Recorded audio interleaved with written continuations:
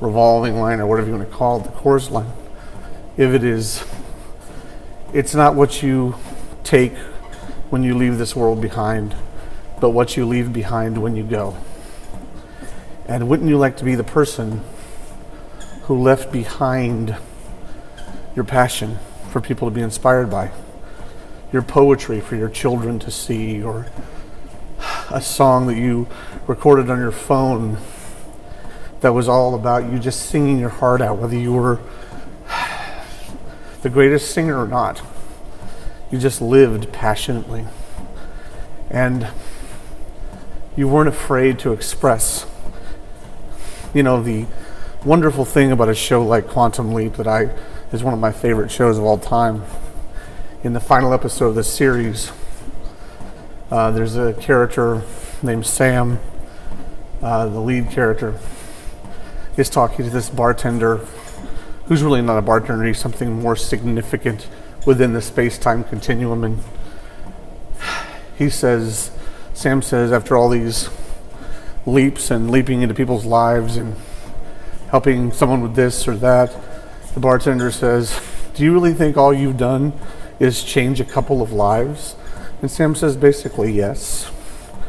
And the bartender, Al is the name in this episode, he says, well, at the risk of overinflating your ego, you've done more. The lives you touched others. And those lives others. You've done a lot of good and you can do a lot more. And that's really where each of us has something to offer in life. Let's say that, taking that example of just singing something on your phone one day, singing your heart out in your car, and one of your children, a 5-year-old kid, hears mommy singing that song in the car in the video when you play it for her. And she says, oh, mommy, that's so cool. And she's inspired to sing. So she's inspired to sing, and she sings her heart out, goes on to choir, goes on to college, becomes a singer, a professional, and even maybe moves into producing, inspires people along the way by her performing, no matter where she came from in life, no matter what of race, creed, economics, social status, whatever. She went on and pursued her dream. And that inspired other people. And then she supported other people in giving them a chance to pursue their dream. But for her, it all started with mom singing a little ditty on a phone that she was passionate about. Life is cyclical, and we help each other and we support each other. We have to have rules, but we also have to break certain rules as long as they are for the good of pursuing our dreams. Meaning, if someone says, well, you've got to submit your video you've got to get a demo reel and submit it to an agent, and that's how you become a working actor. Well, that's not necessarily how you have to become a working actor. It's not a law. That's an established process. Laws are different. And how you achieve things is based on you writing your own path for it. And as long as that's not hurting other people or essentially oppressing other people in the process or damaging other people in the process, you should feel free to follow your path and find your best way to follow that path. And I encourage people to do that. And Vickey's an inspiration for that to me. That's why I really hope she has a wonderful birthday. I know she's going to have lunch with her sons today. Her son James works with me. Her son Chris is involved in music to some degree. I'm not completely sure the capacity, but he's involved in music to some degree. Her son James works hard with me, does his best, and I'm really impressed and appreciative for what he does. But they see her and they see what she does, and I hope that inspires them along the way. I know she certainly inspires me, and I know a lot of people that see her out there doing her thing, being a go-getter, that impresses them. And I'm sure there's someone in your life like that too. Don't be afraid to congratulate them. If they're working, if they've stepped outside of the box that you feel like you're confined in, let them remind you that the only box is the one you've created for yourself. And we're already going to eventually end up in a box, conceivably, by the normal standard of things. Don't live in a box while you're alive. Live outside of the box. Dream big. Like someone like Vickey, or someone in your life who's important to you. I started doing this video thing because, let me see if this is still recording. Yeah, see how much time I have left on this thing here. Oh, I've been talking my butt off for over 20 minutes now. I'm sorry about that. I'll probably have to cut this video off. It's all right. The point is that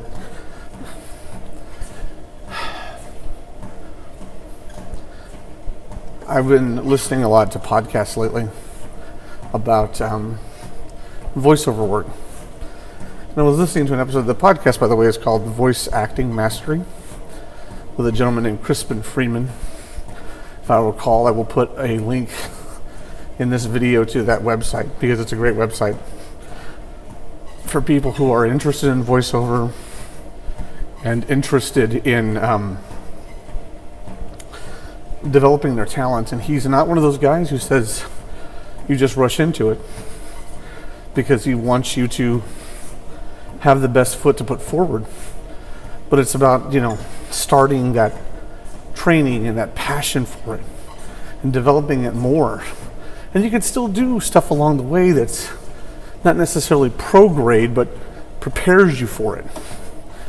So it's not just like, okay, start training and wait 2 to 3 years. He's going to tell you to make sure you're ready, and you have to decide when you're ready. But he does want you to put your best foot forward. And I really like that about his presentation and his interviews and dialogue. But his episode 9 was talking about confidence. And that particularly affected me because I sort of had to admit that I've lost a lot of confidence in the last number of years. I really walked away from performing on camera for the most part back in 2005. And I had just started to kind of get some level of success. I'd worked on a film, my last project when I was really committed to acting at the time was a film with Dennis Hopper and C. Thomas Howell and a couple of other people. And what was really, I was starting to have, my sight was starting to deteriorate in 2001. And after 2005, I know a certain amount of stress added to it, and I lost some self-confidence and allowed myself to get into some challenged relationships that propelled forward for the better part of eight or so years, up until about 2017. And I haven't really recovered from that completely. It's my fault, not theirs. Decisions I made were mine. But it affected my confidence, and knowing where my sight is now, that's changed some aspects of like my feeling of maneuverability compared to what it used to be. And acting, performing has always been a great love of mine. And I don't really want to do it for fame. There was a time when I always imagined Kingsley Martin is, whatever. But now it's a matter of Kingsley just wants to perform because I enjoy it, And I remember that time when I was 9 and people were crying when I was doing a play because they just were enthralled and in love with watching their children and watching kids do something cute. And that's really what actors are, no matter what age you are. We're big kids. And there are some in the group that are fortunate to be what Crispin Freeman describes as a professional actor. Someone who plays pretend so well that people are willing to pay you for it. And confidence is something I'm struggling with right now. But I really want to work on it more and stop letting the change in my sight and stop letting what I've let my body become, stop letting that keep me from moving forward. We got to move forward. We're always falling back. So, let's see what time it is here. Oh, right at about 34 minutes. So, I'm going to say goodbye for now. I hope you have a beautiful day. It's cooler here in Texas, which I like. I think the low is like 40 degrees, 45 degrees this morning, which is nice. I love cool weather, sweater weather. And I have 2 beautiful dogs that are only too happy to curl up next to me because they're so sweet. My little Amadeus and my Simba. They're going to be 6 years old this year. And somehow I feel like I don't think I've given them as much as they deserve. They're beautiful, beautiful little boys who have so much love in their hearts.